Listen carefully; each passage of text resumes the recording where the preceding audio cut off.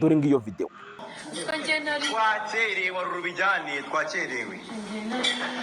Ngira ngo agiye kubyina, amaze kubyina ageze ahantu agiye gufata ibyo kurya, bamujyanye atariye. Ikindi kintu cyaje kuza ko rero cyatuma uwitwa Murindahabi abantu bamunenga ni ugufata noneho umugore utwite akahita amuhindura umukarani ku kibuga cy'indege.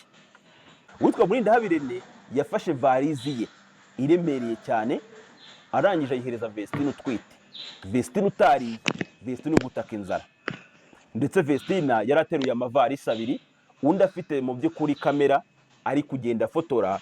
Ikimuraje inshinga ntago ari ukwita ku mvune ari gutera abo bana b'abakobwa no by'umwihariko harimo n'umutwite, ahubwo we icyo ashaka ni ukugira ngo akamere ubuzima bwabo aze kwa prodinga aze kuza kuba yacuruza. Bivuze ngo nta rundi rukundo rugomba kuza kuba ruhari, ahubwo icyo umuntu agomba kuza kuba ari gutagetinga ni ku bintu bijyanye n'amafaranga.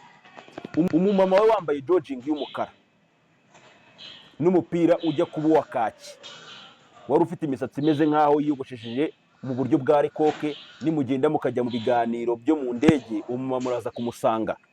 Niwe muntu waje asanga uwitwa Murindahabi Rene afashe kamera ari gukamera Vestine na Dorcas bazamuka ku bisikariye birebire by'indege, arangije avuga ati bari abana kuri